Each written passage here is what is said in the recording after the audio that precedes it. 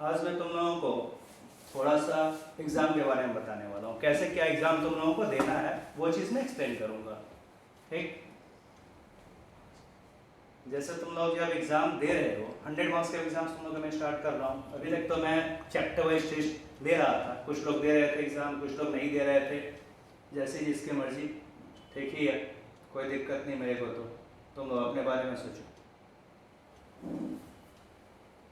Chapter wise test भी देना बहुत ज़रूरी था, नहीं दिए हो तो गलत किए हो, लेकिन अब कोई बात नहीं, जो तुम लोगों की मर्जी वो करो, मैं कुछ नहीं बोलने वाला उसमें। लेकिन 100 मार्क्स का टेस्ट सीरियसली देना पड़ेगा। क्यों देना पड़ेगा, कैसे देना पड़ेगा, वो सुन लो थोड़ा सा। टोटल हमें 100 क्वेश्चंस अटेम्प्ट करने हैं इन 120 मिनट्स। टोटल अपने को 120 मिनट्स ही तो मिलेगा, 2 आवर्स का पेपर होगा हमारा, और 2 आवर्स में कितना करना होगा क्वेश्चंस, 100। तो 100 क्वेश्चंस एंड 120 मिनट्स, ये आसान चीज़ नहीं है, बहुत बड़ा चीज़ है ये, बहुत बड़ा चीज़ है ये, कि हम लोगों को 100 क्वेश्चंस अटेम्प्ट करना है 120 मिनट्स। ये बहुत बड़ी बात है, क्योंकि आज तक लाइफ में कभी किए नहीं हो। आज तक तुम लोगों ने जो एग्ज़ाम दिया है जस्ट ट्रेडिशनल एग्ज़ाम दिया, 3 घंटे का पेपर होगा, 2.5 घंटे का पेपर होगा, 100 मार्क्स का करना है। उसमें कितने क्वेश्चंस होते थे, क्लास 12 के एग्जाम में तुम लोग दिए होगे 24, 26, किसी बोर्ड में 24 क्वेश्चंस होते हैं, किसी बोर्ड में 26 क्वेश्चंस होते हैं, और वो तुम लोगों को कंप्लीट करना होता था 3 घंटे में। तो ऐसा लगता था कि पेपर बड़ा लेंदी है, कैसे कंप्लीट होगा मेरे से, नहीं हो पाता था। अब हमें 100 क्वेश्चंस कंप्लीट करने हैं इन 100 मिनट्स। 120 तुम लोग सोच रहे होगे, बट 20 मिनट्स साइड भी तो रखना पड़ेगा। जो हमारा OMR सीट मिलता है उसमें तो अपने को ABCD वाले में सर्कल बनाना है, तो गोल गोल करना है, तो उसके लिए भी तो टाइम चाहिए होगा अपने को। गोल गोल सर्कल का टाइम नहीं लगेगा ऐसा तो है नहीं। तो 20 मिनट्स में पहले उसके लिए साइड कर रहा हूँ, क्योंकि तुम्हें 100 सर्कल्स बनाने हैं छोटे छोटे। वो भी ध्यान देना है कि बहुत ही वो अच्छे ढंग से सर्कल्स बनने चाहिए। टेस्ट में ले रहा हूँ, कुछ लोग मुझे जब OMR सेट दे रहे हैं तो मैं देख पा रहा हूँ कि कुछ लोग बस हल्का सा गोल ऐसे कर दिए, उसके अंदर में थोड़ा छूट गया है, थोड़ा बाहर निकल गया, वो सब नहीं होना चाहिए। क्योंकि चेकिंग जो होता है, प्रोसेस उसका चेक करने का, वो सारा रिजेक्ट हो जाएगा। थोड़ा सा भी बाहर निकल गया सर्कल से तो रिजेक्ट हो जाएगा, या थोड़ा सा भी जो डार्क किए हो, पूरा सर्कल को अच्छी तरह से डार्क करना है, यदि वो ढंग से नहीं हुआ, हल्का सा उसमें कोई जगह छूटा रह गया तो भी रिजेक्ट हो जाएगा तुम्हारा आंसर। तो प्रॉपरली एकदम ध्यान से देख के सर्कल को अच्छी तरह से गोल करना है, बाहर भी नहीं निकलना चाहिए, अंदर में कोई भी चीज़ थोड़ा सा भी ब्लैंक नहीं रहना चाहिए, अच्छी तरह से सर्कल हो जाना चाहिए। तो हमें प्रॉपरली करना पड़ेगा, और 100 क्वेश्चंस का सर्कल करना है तो इतना आसान चीज़ नहीं है, उसमें भी टाइम वेस्टेज होगा हमारा, क्योंकि 100 टाइम्स को गोल गोल गोल गोल करना है अपने को, आंसर्स को जो करना है। तो 100 करने में हम लोग को 20 मिनट्स मैंने साइड छोड़ा है। 20 मिनट्स मतलब कितना हो गया, 20 मिनट्स इंटू 60 कर दो तो 1200 सेकेंड्स हो गया। तो 1200 सेकेंड्स में अपने को कितने क्वेश्चंस को गोल गोल करना है, 100 क्वेश्चंस को। मतलब एक क्वेश्चन के लिए 12 सेकेंड मिल रहा है, मतलब 12 सेकंड तो लग ही जाएगा हम लोग को। अच्छी तरह से यदि गोल करना है तो 12 सेकंड्स हमारा कंफर्म लग जाएगा। इससे वो 20 मिनट्स को तो तुम काउंट ही मत करो, वो 20 मिनट्स जो बच रहे हैं, 120 मिनट्स मिलेंगे 100 क्वेश्चंस के लिए, तो 20 मिनट्स तो काउंटिंग में ही नहीं लेना, क्योंकि 20 मिनट्स तो हमारा जरूर चला जाएगा सर्कल करने में, क्योंकि मैंने हिसाब तुम्हें समझा दिया। 60 मिनट्स हमारे 20 मिनट्स मिल रहा है, इंटू 60 कर दो फॉर सेकेंड्स, 1200 सेकेंड्स हो रहे हैं। 1200 सेकेंड्स में हमें क्या करना है, 100 क्वेश्चंस को गोल गोल कर देना है। तो 12 सेकंड एक के लिए मिल रहा है सिर्फ, तो 20 मिनट्स तो मेरे पास है नहीं, और उसमें भी ढंग से करना होगा कि 12 सेकंड में बढ़िया से हो जाए गोल गोल। अब बचा 100 क्वेश्चंस 100 मिनट्स। तो ये आसान चीज़ नहीं है, लाइफ में आज तक कभी नहीं दिए हो तुम लोग 100 क्वेश्चंस कर लिए हो 100 मिनट में, ये बहुत मुश्किल चीज़ है। जो लोग टेस्ट दे रहे हैं उनको दिख भी रहा होगा कि टाइम कम पड़ रहा है, 1 घंटे का टेस्ट दे रहा है, 2 घंटे होता तो बेटर होता, तो ऐसा फील होगा। इसलिए मैं इतने टेस्ट ले रहा हूँ, मैं टोटल 28 टेस्ट सिर्फ इसलिए ले रहा हूँ कि तुम लोग का स्पीड इन्हेंस हो जाए। और स्पीड इन्हेंस होने का एकमात्र तरीका है more and more practice sets. जितना प्रैक्टिस सेट्स को सॉल्व कर लोगे तभी तुम्हारा स्पीड इन्हेंस होगा। कुछ बच्चे ऐसा सोच होंगे सिलेबस खत्म हो गया मतलब गंगा नहा लिए, लेकिन ऐसा नहीं होता है। सिलेबस खत्म होने के बाद भी 60 क्वेश्चन से ज़्यादा क्वेश्चन अटेम्प्ट नहीं कर पाओगे यदि तुमने टेस्ट नहीं दिया है तो। 60 क्वेश्चन करते करते हालत ख़राब हो जाती है। तो इसलिए हम लोग को प्रैक्टिस बार बार करना पड़ेगा, और बहुत सीरियसली टाइम फ्रेम में अपना मेंटेन करके टारगेट लेके चलना होगा कि 100 क्वेश्चंस मुझे 100 मिनट्स में जरूर कंप्लीट कर लेने हैं। यदि मैं नहीं कर पा रहा हूं तो मेरा पेपर इनकम्प्लीट रहेगा, कंफर्म है। इसलिए मैं इतने सारे टेस्ट लेता हूँ, 28 टेस्ट में इसलिए ले रहा हूँ। 100 मार्क्स वाले तो 10 टेस्ट लूंगा अभी, और सारे टेस्ट में लिया, चैप्टर वाइज करके टेस्ट लिया, फिर ओनली मैथ्स का हुआ, ओनली स्टैट्स का हुआ, ओनली रीजनिंग का हुआ। मैं इसलिए ही इतने ज़्यादा टेस्ट लेता हूँ ताकि बच्चों का स्पीड इन्हेंस हो सके। स्पीड इन्हेंस करने के लिए टेस्ट के अलावा कोई रास्ता नहीं है। तो अब जो हमारे एग्जाम्स होंगे, जो 100 मार्क्स के मैं लेने वाला हूँ, 10 क्वेश्चन दूंगा, पूरा मॉक टेस्ट इसको बोला जाता है। प्रैक्टिस सेट्स बोलना बेटर है, मॉक टेस्ट तो बेकार का ड्रामा भाई कहलाता है। प्रैक्टिस जो हम लोग करेंगे, स्पीड इन्हेंस उसमें मेन फैक्टर होगा हमारा। क्वेश्चंस तुम लोग देखोगे, तुम लोग को आता है 80-90 क्वेश्चंस आता रहेगा पेपर में, लेकिन अटेम्प्ट नहीं कर पाओगे ड्यू टू स्पीड। तो अपने स्पीड को इन्हेंस करने के लिए प्रैक्टिस करना पड़ेगा। टाइम फ्रेम एकदम टाइम बाउंड, एकदम टारगेट लेके चलोगे, मुझे 100 मिनट्स में ही पेपर को कंप्लीट करना पड़ेगा, क्योंकि बाद के 20 मिनट्स तो मुझे सिर्फ वो सर्कल करने में लग जाएगा, OMR शीट में मार्किंग करने में लग जाएगा। तो 100 क्वेश्चन इन 100 मिनट्स कर लेना इतनी आसान बात नहीं है, उसके लिए प्रैक्टिस चाहिए। प्रैक्टिस करोगे, टेस्ट दोगे, तभी हो पाएगा। और जो बच्चे टेस्ट नहीं दे रहे हैं उनके लिए तो बस वो ईरान भरोसे ही है, जो करना हुआ करेंगे वो। बट जो बच्चे देना चाहते हैं उनको मैं बता देता हूँ कि रियल प्रैक्टिस करना बहुत ज़रूरी है। मैं शुरू में बताया कि ट्रेडिशनल पढ़ाई अभी तक का अलग था, प्रोफेशनल पढ़ाई अलग था। तो प्रोफेशनल पढ़ाई यदि कर रहे हो तुम लोग, तो एक प्रोफेशनल अप्रोच भी होना चाहिए। ट्रेडिशनली पढ़ के ऐसा नहीं होगा कि लास्ट कुछ दिन पढ़ लेंगे हो जाएगा, 95% 99% नंबर आ जाएगा, वो नहीं आने वाला है। प्रोफेशनल पढ़ाई साल भर पढ़ने का चाहिए होता है, through out the time period पढ़ो, तब जाके अच्छा मार्क्स स्कोर होता है। और उसके बाद से अप्रोच फिर भी उसके बाद भी प्रोफेशनल रखना पड़ेगा। कुछ लोग ऐसा सोच रहे हो कि अरे सब कुछ तो हो गया, सब तो कर लिया मैं, अब क्या टेंशन है, टेस्ट वेस्ट नहीं देंगे। वो टेस्ट नहीं दोगे तो बर्बादी सुनिश्चित है। टेस्ट देने से ही तुम्हारा स्पीड इन्हेंस होगा, और स्पीड बढ़ेगा तभी तुम 100 क्वेश्चन अटेम्प्ट कर पाओगे। इसलिए टेस्ट जरूर देना है। जो नहीं देंगे कोई बात नहीं, बहुत अच्छा। तो ये तो चीज़ दिखा कि स्पीड में टेस्ट देना क्यों जरूरी है। अब मैं थोड़ा अपने सिलेबस के बारे में बात करूँ। सिलेबस तो हम लोग कंप्लीट कर चुके हैं। एक दो टॉपिक जानबूझ के मैं छोटा छोटा बचा के रखा हूँ ताकि तुम लोग के मन में डर बना रहे कि ना अभी बाकी है, कुछ बाकी है, कुछ बाकी है, ताकि पढ़ाई हो जाए। नहीं तो सब कुछ खत्म हो जाने के बाद ऐसा बच्चों को लगता है कि अरे सब कुछ तो हो गया, अब क्या है। क्लास में आना बच्चे बंद कर देते हैं कि ना अब आने की जरूरत नहीं है, चल ना सिलेबस तो खत्म हो गया। तो इसलिए थोड़ा बहुत हम लोग बचा के रखते हैं। हर टीचर का नियम है कि छोटा छोटा एक दो टॉपिक छोटे छोटे बचा के रखते हैं, बट बच्चों को डरा कर रखते हैं कि बहुत बड़ा चीज़ है, उसको करना, उसको ढंग से करना है। तो वैसे मैं ये बचा कर रखा हूँ, वो जिस दिन मेरा मूड होगा मैं कराऊंगा। उसके लिए ज़्यादा तुम लोगों को टेंशन लेने की ज़रूरत नहीं है कि सर आप ये वाला थोड़ा सा नहीं करा, वो वाला थोड़ा सा नहीं करा। जब कराना होगा मैं तब कराऊंगा, जब कराना उचित होता है तब मैं कराऊंगा। कब कराना मुझे मालूम है, मेरे को ज्ञान देने की ज़रूरत नहीं है किसी को कब करा देना है।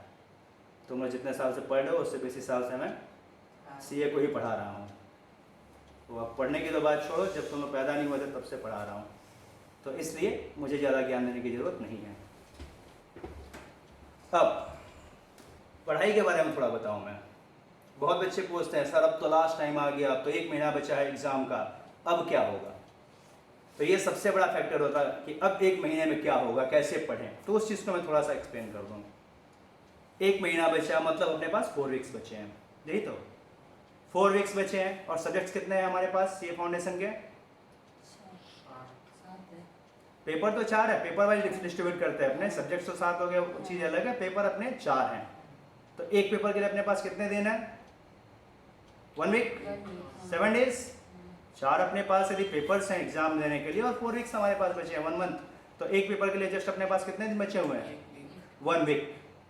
1 वीक में सपोज करो मैं तो मैथ्स पढ़ाता हूँ, तो मैथ्स की बात करूँगा ना, मैथ्स स्टैट्स रीजनिंग, ये 1 वीक में कैसे क्या किया जा सकता है वो देखना पड़ेगा, क्योंकि अब हमारे पास 1 वीक ही बचा, उससे अधिक बचा ही नहीं है।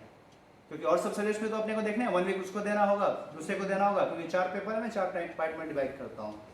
तो मैथ्स की मैं बात करूँ तो मैथ्स हमारे टोटल कितने चैप्टर्स हैं?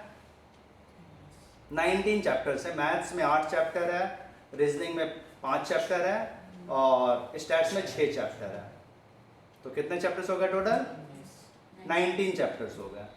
लेकिन तुम लोग जब पढ़े हो इसको तो देखे हो कि कहने के लिए 19 चैप्टर्स है, रियल में 19 है नहीं, क्योंकि एक एक चैप्टर में 2-2 चैप्टर 3-3 चैप्टर इंक्लूड कर रखा है। तो पहला चैप्टर कोई देख लो, ratio, proportion, indices, logarithm. Logarithm अपने आप में एक चैप्टर होता है, इंडिसेस अपने आप में एक चैप्टर होता है, रेशियो प्रोपोर्शन अपने आप में एक चैप्टर होता है। ये 3 चैप्टर को मिला के बनाया है एक चैप्टर, ये 3 को मिला के तो एक बनाया है। तो ऐसे ही करके तो हर चैप्टर का कहानी है। परम्यूटेशन कॉम्बिनेशन इतना बड़ा है, एक में दे दिया है। सेंट्रल टेंडेंसी चैप्टर को देख लो, कितना कुछ एक में दे दिया है। तो ये एक चैप्टर नहीं है, वो 2 चैप्टर, 3 चैप्टर, 4 चैप्टर को क्लब करके ही एक एक चैप्टर बोल के दे दिया कि बस यही है हमारा। तो वैसे उस हिसाब से हम लोग देखें तो 19 इंटू 4 करें या 3 चैप्टर्स करें तो 57 चैप्टर्स होते हैं ना, तो अप्रॉक्सीमेटली मेरा काउंट किया हुआ 48 चैप्टर्स हमारे टोटल पढ़ने होते हैं। 48 चैप्टर्स पढ़ने होते हैं हमें मैथ्स में। 48 चैप्टर्स पढ़ने के लिए, 50 चैप्टर्स पढ़ने के लिए हमारे पास दिन कितना है? एक हफ्ता, 7 डेज। और 7 डेज जो हमारे पास है, एक हफ्ता है हमारे पास, उसमें 48 चैप्टर 50 चैप्टर जो है पढ़ना है अपने को। तो यदि मैं पहले चैप्टर को जस्ट रिवीजन का सोचो, पढ़ने की तो बात छोड़ दो, 7 दिनों में पढ़ाई तो हो नहीं सकता है, 7 दिनों में रिवीजन, तो इवन तुम लोगों के पास रिवीजन तक का टाइम ढंग से प्रॉपरली नहीं बचा हुआ। कैलकुलेट करके देखना हो तो देख लो। पहले चैप्टर को स्टार्ट करो, यदि सबसे पहले तुम रेशियो एंड प्रोपोर्शन को पकड़ो, तो रेशियो एंड प्रोपोर्शन में तुम्हारे इंस्टीट्यूट के मैट में देखोगे, रेशियो में दे रखा है 25 क्वेश्चंस, इंस्टीट्यूट के मैट की बात कर रहा हूँ। रेशियो में 25 क्वेश्चंस दे रखा है और प्रोपोर्शन में 30 क्वेश्चंस दे रखा है। तो इसको एक बार एटलीस्ट गो थ्रू तो करोगे, कॉपी से देखोगे ना। तो 25 क्वेश्चंस हो गए इसके रेशियो के, 30 हो गए हमारे प्रोपोर्शन के, 30 हो गए इंडिसेस के, 25 हो गए लॉगरिथम के। तो टोटल हो गए कितने? 30 30 60, 25 एंड 25 110। तो पहला चैप्टर में 110 क्वेश्चंस तुम्हें गो थ्रू करना है, देखना है इंस्टीट्यूट के मैथ से। तो कितना टाइम लगेगा 110 क्वेश्चंस को देखने में? 1 घंटा लग जाएगा किसी के हिसाब से, किसी के हिसाब से 2 घंटा लग जाएगा, देखना है तो। ये तो सिर्फ इंस्टीट्यूट के मैथ की बात हुई, जबकि अभी मैंने एडिशनल को छोड़ा है। तब मेरे मैथ को भी तो देखना होगा, मेरे मैथ का भी तो सॉल्यूशन कहीं होगा, मेरा क्लास वर्क का भी कॉपी एक तो होगा ना कहीं, क्लास वर्क कॉपी को देखना है, मेरे मैथ के सॉल्यूशन को देखना है, इंस्टीट्यूट के मैथ के सॉल्यूशन को देखना है। तो अभी सिर्फ रेशियो प्रोपोर्शन की बात कर रहा हूँ तो तुम लोग बोल रहे हो कि 1-2 घंटा लग जाएगा।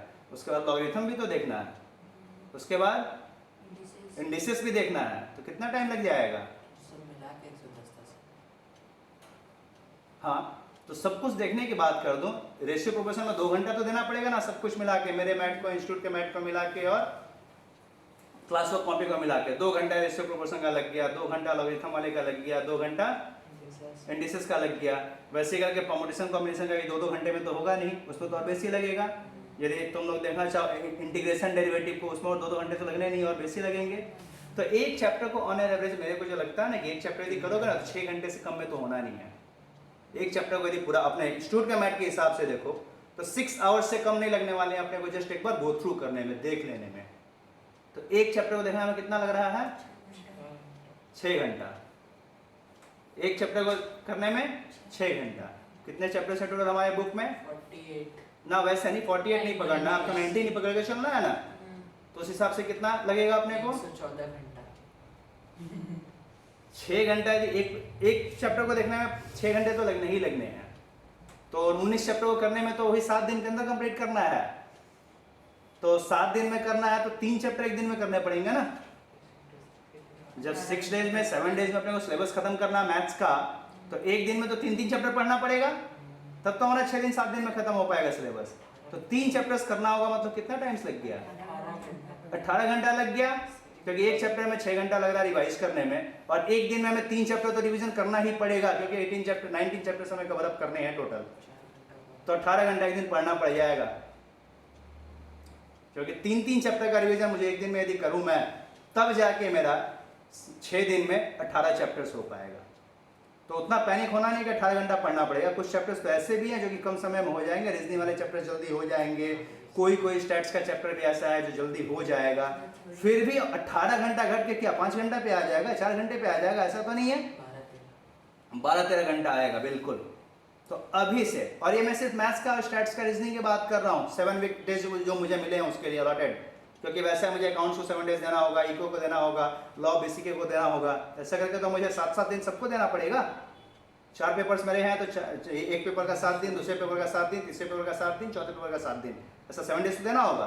तो मैं मैथ्स की बात करूं तो इवन अपने पास अब रिवीजन करने का भी समय नहीं बचा है।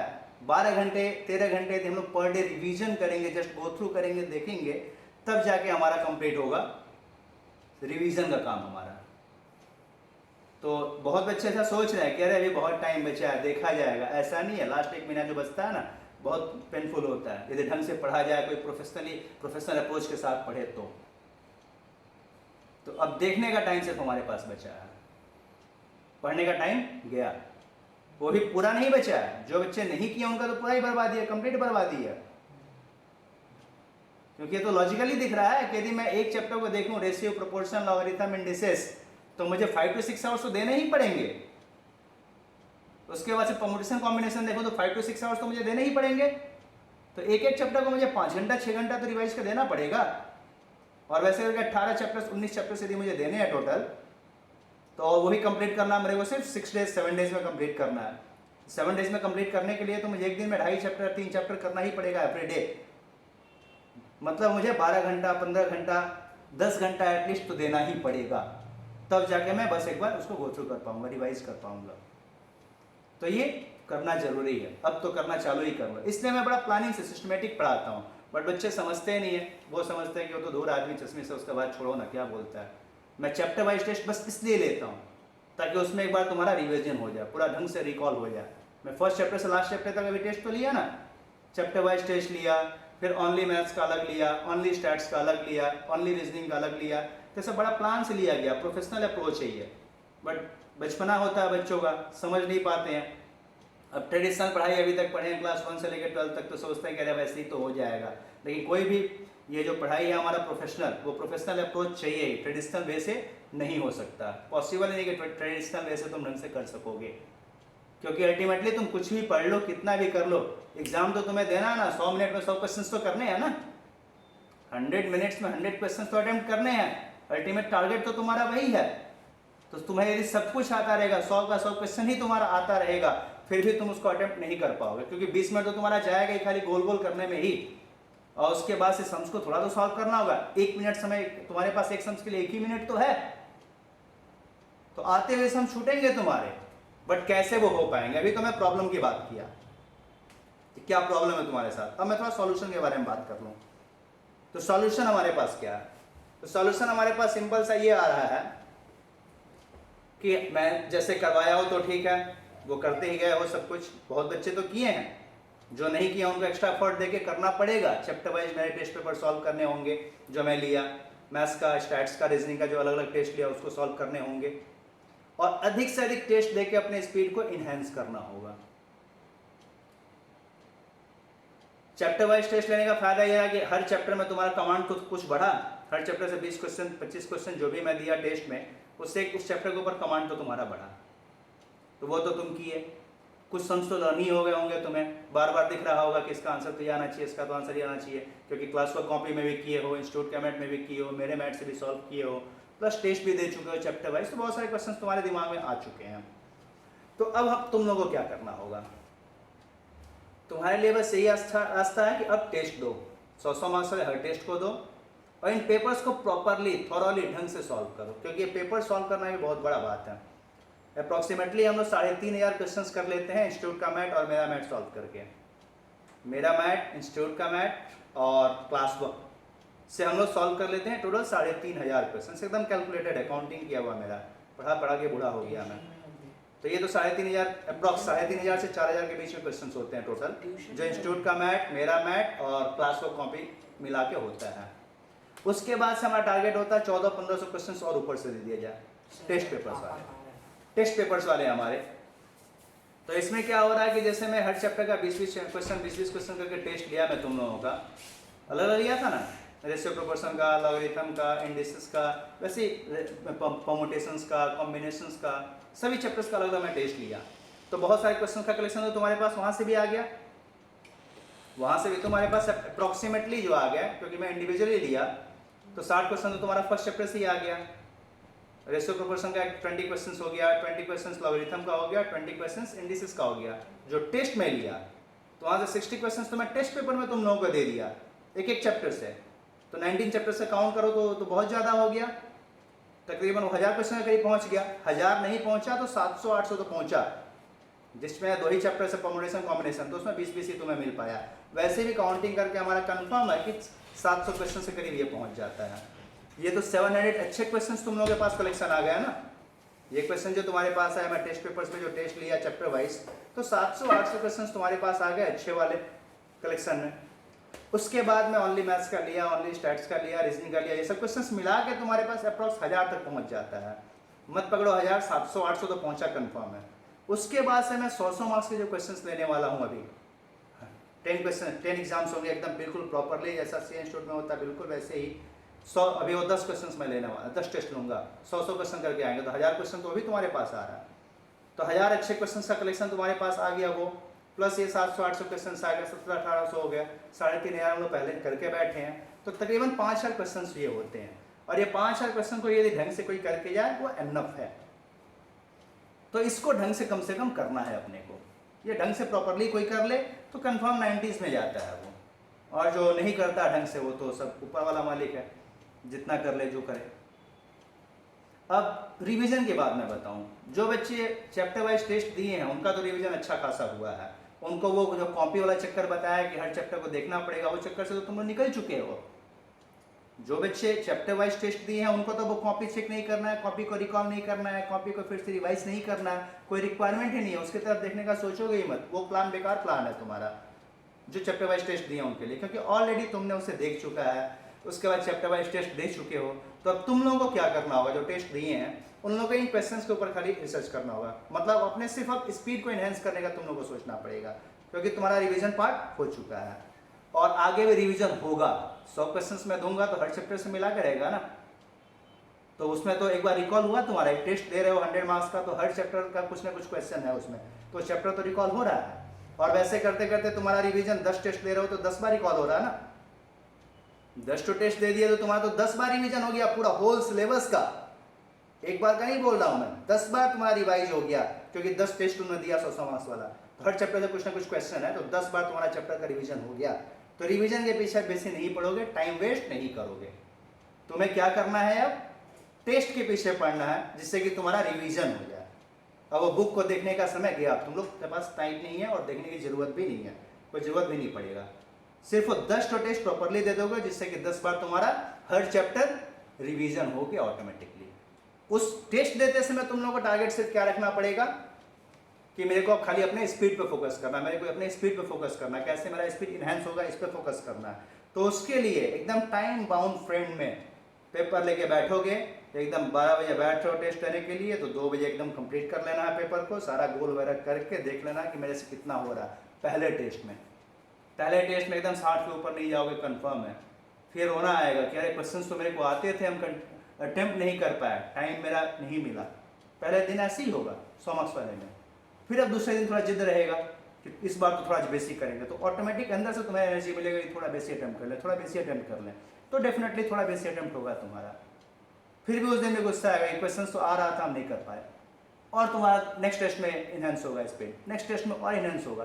तो ऐसा करते करते 10 टेस्ट आते आते ऐसा हो जाएगा कि तुम 100 क्वेश्चन 100 मिनट में कर पाओगे, क्योंकि बहुत सारे क्वेश्चन तो तुम्हें लर्न हो जाएंगे, उस तरह के सम्स देखते ही तुम्हें आइडिया मिल जाएगा, अरे इस तरह का सम्स का तो यही आंसर आता है, तो वो सब एक्सपेरिमेंट तुम कर लोगे कि एक बार तुक्का मार के देख ले। तुक्का मार के मतलब जेन्युइन तुक्का, जो हमारा रीजनिंग के साथ किस तरह के सम्स को तो लास्ट टेस्ट में किए थे, ये आंसर आया था तकरीबन, तो ऐसा ही इसका ये आना चाहिए। वो सब एक्सपेरिमेंट सब तुम लोग करोगे, तुम लोगों को कॉपी रिवाइज करने की जरूरत नहीं है, रिविजन का काम टेस्ट के थ्रू हो जाएगा। तुम लोगों को उस पर अपने क्वालिटी पे एनहेंस करना है, प्रोफेशनल स्किल्स पे तुम्हें अपना थोड़ा वर्क करना है।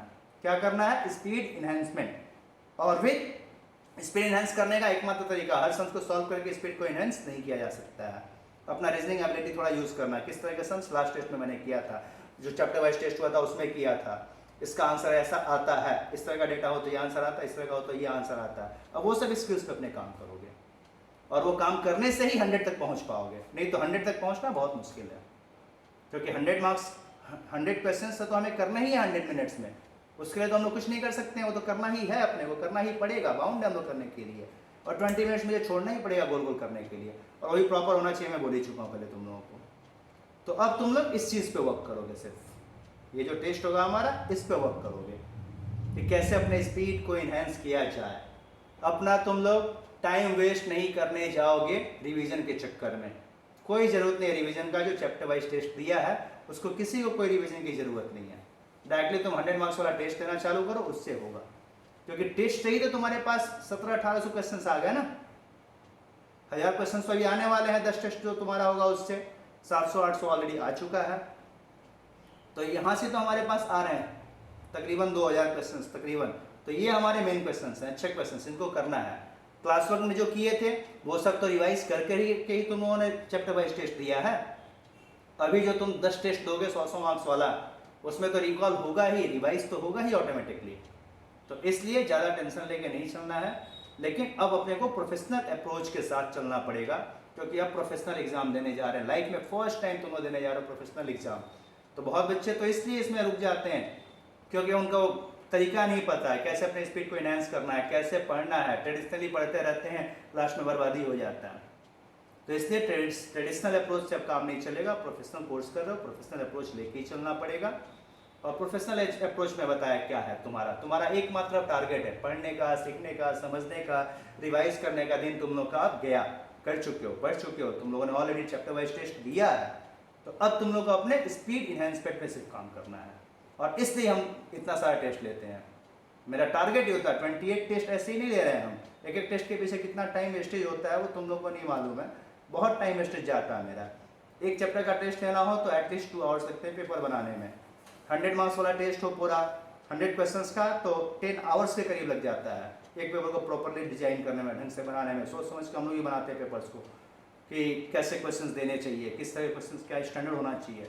तो बहुत मुश्किल से बनता है। तो उनका थोड़ा इज्जत रखोगे, टेस्ट लोगे, उससे तुम लोगों को बहुत फ़ायदा मिलेगा।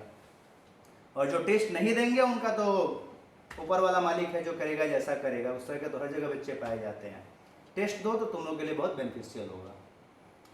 तो ये सब चीज़ों को तुम लोग अपने दिमाग में रख कर चलना है कि अब कैसे पढ़ना है, क्या करना है। ये तो मैं तुम लोग को अपने सब्जेक्ट के बारे में बताया, मैथ्स, स्टैट्स एंड रीजनिंग। यही सेम अप्रोच तुम लोग को दूसरे सब्जेक्ट्स के लिए भी रखना पड़ेगा, क्योंकि टाइम तो बहुत नहीं है। बहुत लोगों को लग रहा है कि ये 1 मंथ तो अभी तो है, लेकिन ऐसा दिख रहा है ना कि 1 मंथ इज नॉट एनफ। बिल्कुल नहीं है। 10 to 12 आवर्स हम लोग पर डे का देंगे तो भी वो मेरे लिए कम है। और हर सब्जेक्ट के साथ ऐसे ही करो। जो भी सब्जेक्ट हमारे पास बचे हैं हर सब्जेक्ट के साथ ही अप्रोच लेके चलना। और प्रैक्टिस पेपर्स बहुत जरूरी है जिससे कि स्पीड इन्हेंस हो। स्पीड इन्हेंसमेंट ही सबसे बड़ा काम होता है कोई भी कॉम्पिटिटिव एग्जाम्स के लिए। इस चीज़ को याद रखना है, ठीक। तो ज़्यादा प्रवचन देंगे तो फायदा है नहीं, मेरे को बहुत दे लिया। तुम लोग बस इस चीज़ को दिमाग में रखोगे, उससे बहुत फायदा मिलेगा। नहीं दिमाग में रखोगे कोई बात नहीं।